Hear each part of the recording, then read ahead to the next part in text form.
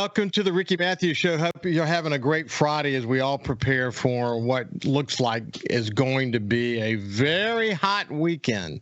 Wow, we're in that time of the year, but it's a great time of the year to be outside. It's about a great time of the year to be out enjoying the outdoors. I talk about that every Monday on my outdoor show. But before we go any further, I'll just pull my friend Jeff Duncan from NOLA.com and the Times-Picayune, who knows the Saints better than anybody on earth, and say good morning. How you doing, my friend? Doing good, Ricky. Good morning, and excited to talk to you today. We finally got some on-field action to discuss. It's going to be fun. Hey, listen, speaking of the outdoors, you wrote a terrific column, but before we get to your column, I just want to share something with you. Walked outside yesterday morning, and there were the otters, saltwater otters, whatever you want to call them, they come in force.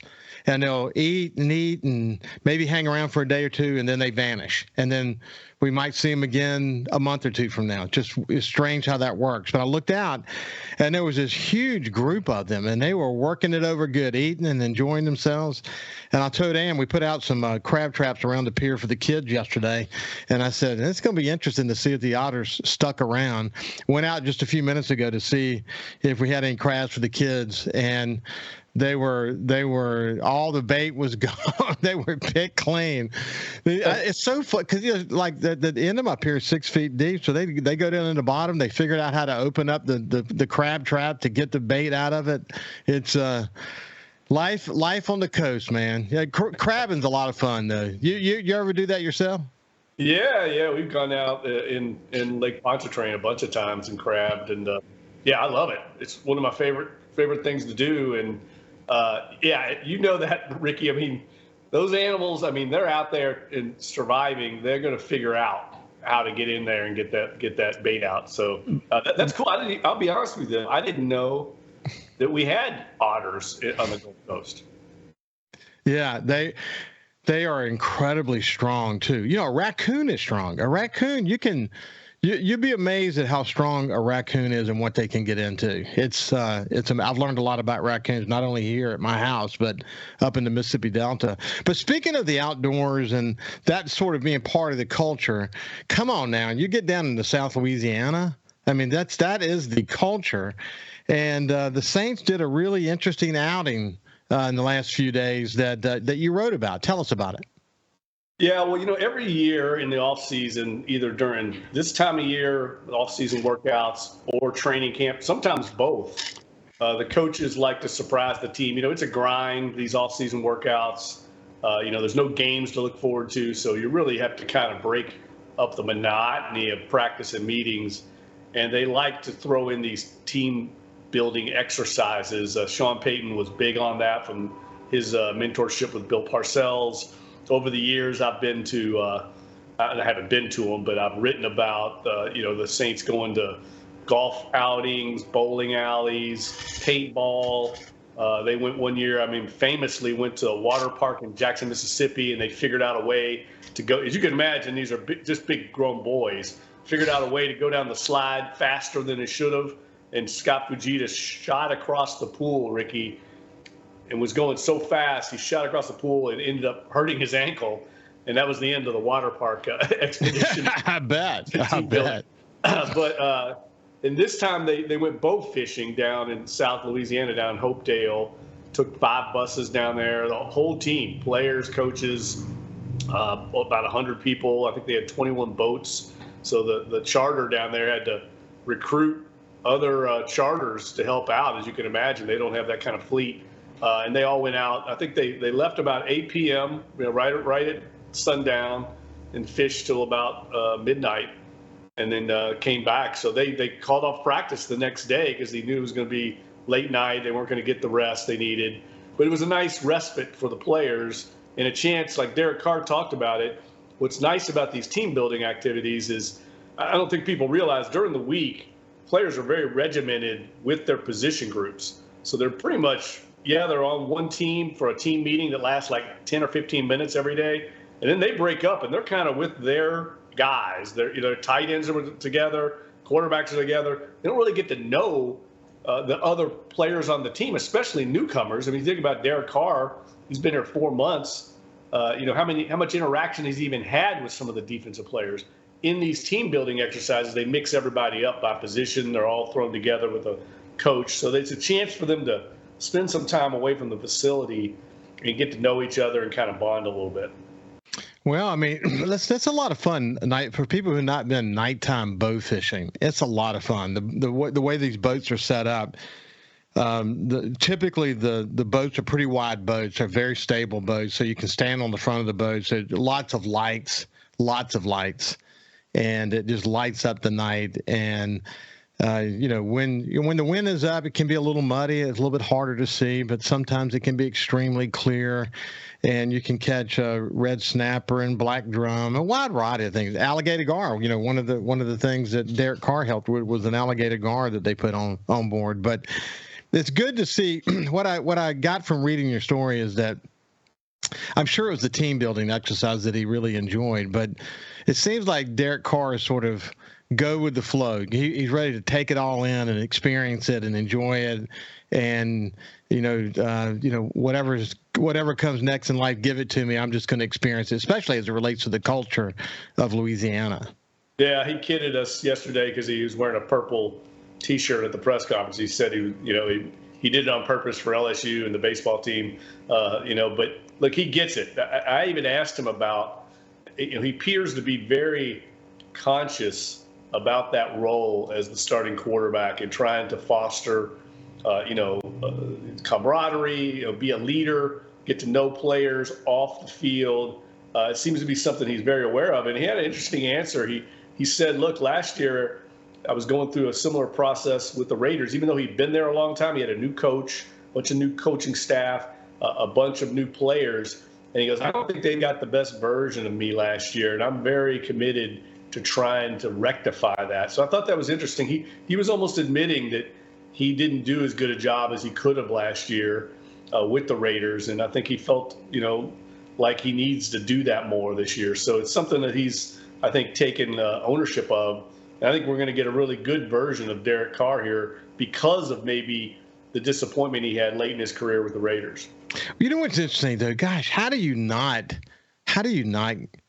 get down or get slightly unmotivated when you think about his history with the Raiders and then the move to Las Vegas and the whole Gruden thing? He was beginning to really find himself in the Gruden thing, and then suddenly there's no Gruden, and his whole career at the Raiders was defined by disappointment and change.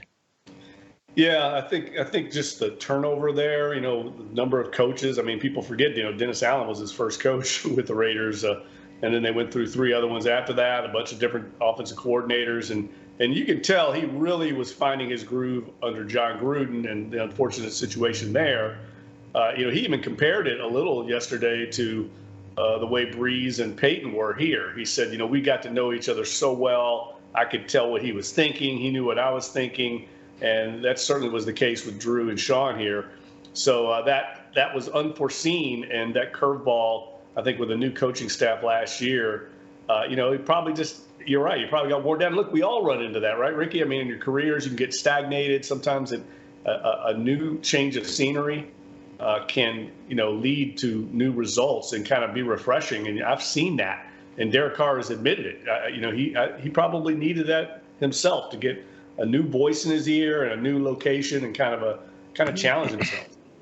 What's interesting, as you guys write about, is watching him evaluate the offensive talent of New Orleans. His initial reaction to watching Alvin Kamara on the field and watching Olave and Michael Thomas and Taysom Hill, who's been playing so many different positions, been interesting. I think he even played quarterback at one point. So I think his observations about all that is very genuine. Yeah, well, here's what I would say. And I said this to a colleague yesterday. Drew Brees was known as being annoyingly optimistic, and I think Derek Carr might top him. I mean, he's going to be one of those guys, Ricky, I think, that's going to love everybody and be that way. I don't want to discount that, but I've yet to hear him not say he loves everybody and just rave over everybody. But there is reason for optimism with the Saints offense. I mean, it can't be worse than it was a year ago. And if they can just stay healthy in some of these key positions, and we don't know what's going to happen with Alvin Kamara, and that's a big looming issue for this team because they don't have anybody in the backfield with his skill set. Yeah, I mean, when he talks about his, again, you have to, weigh it with, consider the source for sure. You recognize that there's a lot of optimism in what he's saying. He's building the team. He's wanting to come together as a team. But I think when he talks about Alvin's route running capability, that he seems almost like superhuman in the way he does it. Well, that's actually a worthy observation, isn't it? Yeah, there's no doubt. Alvin Kamara is probably the best receiving back in the NFL, along with Christian McCaffrey, and that makes him different. That's what they don't really have. Jamal Williams isn't that, and neither is rookie running back. So that's a facet of the game that they'll have to adjust around. Hey, when we come back with Jeff Duncan from NOLA.com and the Times-Picayune, we'll continue to get his observations on the mandatory off-season camp that they're having as we speak. We'll see you after this.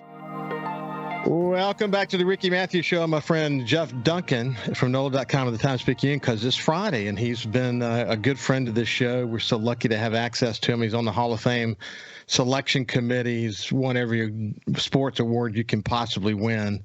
And he's a good guy, and he's really, really, really in on what's happening with the Saints. Okay, so with all that is set aside, as you observe Derek Carr just working with the players, throwing the football, sort of commanding the field, just your observation, what are you seeing?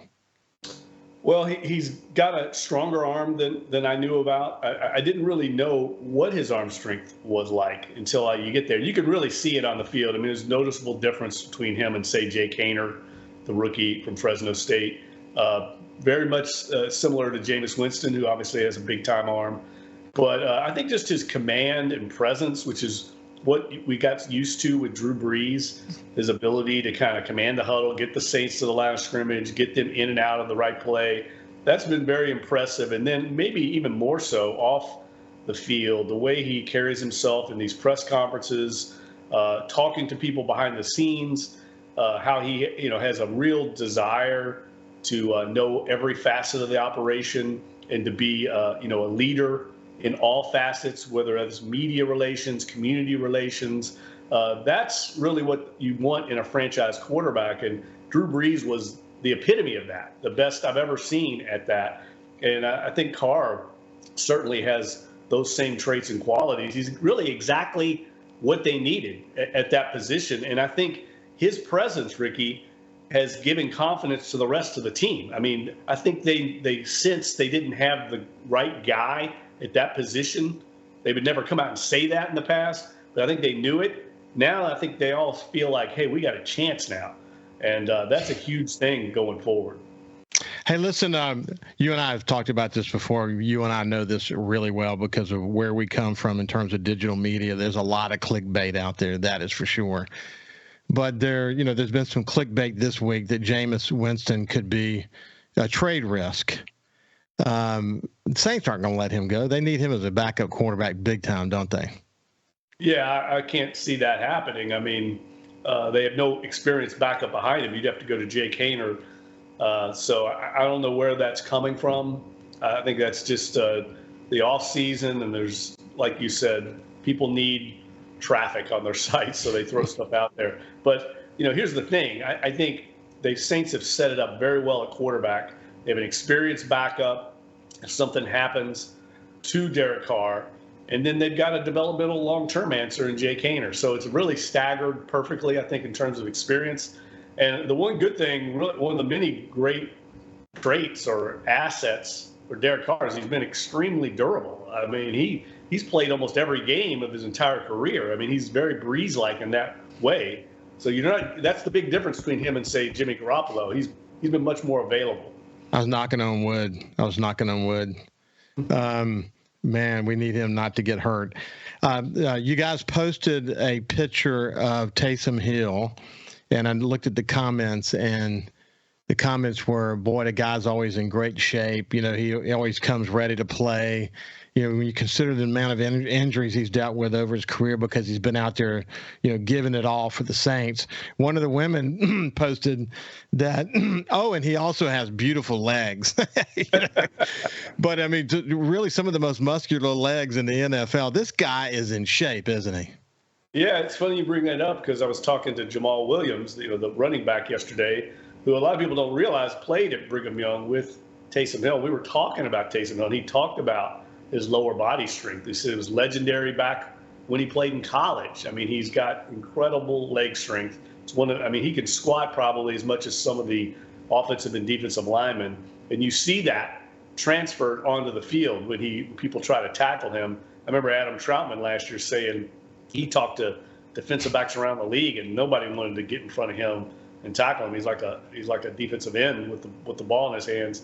And yes, he did take some reps yesterday at quarterback, working in the offense. I think that's smart. Get him some reps. He's your emergency quarterback. They've changed that rule this year, but really that flexibility with him is an asset the Saints have to take advantage of. And Pete Carmichael did say earlier this offseason, we talked to him. He said, really, it's on me. I didn't do a good enough job of getting Taysom Hill involved as a tight end, as a receiver, utilizing that versatility. So look for that this year for sure. More Taysom Hill. Yeah, I saw some of the videos from yesterday, and he was catching the ball really well. Maybe they only posted the pictures of when he actually caught the ball, but man, he was just running routes fast and really, catching it with his hands, and he looked like a receiver. He looked like a tight end ready to go pound somebody. Yeah, now we'll see what happens when he gets out there in a real game. But no, look, he definitely is a talented player and a guy that they need to take more advantage of in other ways. I mean, we know he's great in that quarterback power play and short yardage, goal line when he comes into that offensive package. But I think they need to get the ball in his hands as often, especially with the situation with Alvin Kamara, not knowing what's going to happen to him. And Dennis Allen talked about that. They don't know what's going to happen. They have to plan for every contingency, and I'm sure they have. But if he's out for an extended period of time, which is probably likely, you're going to need to generate, yards on the ground. Jamal Williams can't do it all by himself. Taysom Hill becomes, I think, a big threat there. So when again, we can only speculate. There's no new news as it relates to Alvin Kamara, other than the fact that it's moving forward, and you've got a DA in Las Vegas that is on the case, unfortunately, in a big way. So it could be incredibly bad for Alvin Kamara, not just in terms of his suspension from the NFL, but he could actually end up in jail over this. I mean, so again, most of their moves have been with that in mind. Jamal is obviously a good answer, but when you look at the running back position with Taysom, not Taysom, with Camilla out of it, what's your thoughts about how we're looking? Well, they've obviously addressed it. Jamal Williams is a guy that I think he led the league last year with 17 rushing touchdowns. He's not going to duplicate that, but he's a guy, a proven commodity that can carry the load until Kamara comes back, if he does come back. And then they drafted Kendre Miller, a guy they're very high on internally. I mean, I don't think people, I know a lot of fans here wanted them to draft Tyjae Spears from Tulane, who I think is going to be an excellent player himself. But they really are high on Kendre Miller. They believe they got a steal out of TCU, a guy that can be an every down back. He's a little bigger than Tyjae Spears. I think they like that. But he's been out of practice so far, which they knew when they drafted him. I mean, he's coming back from an off-season procedure. He'll be ready for training camp. So we haven't seen him in action yet. That's one of the things during training camp I'm looking forward to seeing, because then you've got him and Jamal Williams. You're kind of set. And obviously Taysom Hill can take some of the rushing load off those guys as well. So I think they're in pretty good shape with the offensive line coming back healthy. Trevor Penning should be back. I think, Ricky, on Friday, which is reporting today, Trevor Penning and Cesar Ruiz are both scheduled to undergo procedures to remove the hardware from their feet. They had Liz Frank surgery. They install screws to kind of promote the healing in the foot. They have to take those screws out. That's normal protocol, but that will be done just in time for them to get, heal over these next few weeks before the start of training camp. Everything I've heard is they'll be good to go. Yeah, as you reported on this show before, they've really nailed down that surgery really well. And if you need to see evidence of that, just look no further than Taysom Hill to see how good it can turn out. I don't know if you wrote this, Jeff, or if one of your compadres did, but on Kendra Miller, that when you see him, he looks like the quintessential specimen of a running back. That he's got probably a fat content of 2% or something like that. But this guy's apparently really worked hard to get his body right, ready to be a great running back. Yeah, Jeff Ireland told me. I mean, he feels like he was one of the top 5 running backs in the draft, and they got him in the middle round. So they're extremely excited. They feel like he's got a lot of tread left on the tire, that he's got a lot of room for improvement. He wasn't really the lead back at TCU till last year. So, he didn't have a lot of reps there. Comes from a real small town in East Texas. I mean, he's the biggest guy in the town, he's from a town of like 200 people. So you can imagine what that's like for him to be playing now in the NFL. So he's a good story and a good kid. We have a lot of fun. He's got a great personality. And look, he's not shy. He came in and said, look, I'm coming in to take over the lead job. I mean, he put Alvin Kamara on notice, and that's just the way of the world in the NFL. I mean, if you don't produce, there's always somebody waiting to take your job. I think that's a good thing for this backfield. It is. It's going to be fun to watch him. It's going to be fun to see all these pieces come together. But look, we're out of time for today. I can't tell you how much I appreciate you joining us. For people who have not signed up for the New Orleans, NOLA.com's Times-Picayune newsletter, Saints newsletters, a bunch of different newsletters, but I would really encourage you to get the Saints newsletter. You get into your inbox every single morning all the stories of this incredible team. No one can beat the team at NOLA.com and Times-Picayune when it comes to covering the Saints. And Jeff, my friend Jeff Duncan, is the lead columnist in that group. So thank you, my friend. Have a great weekend. All right, Ricky. Have a great weekend. We'll talk next week, buddy. You bet. Hey, when we come back, we're going to talk about the city of Ocean Springs. We'll see you after this.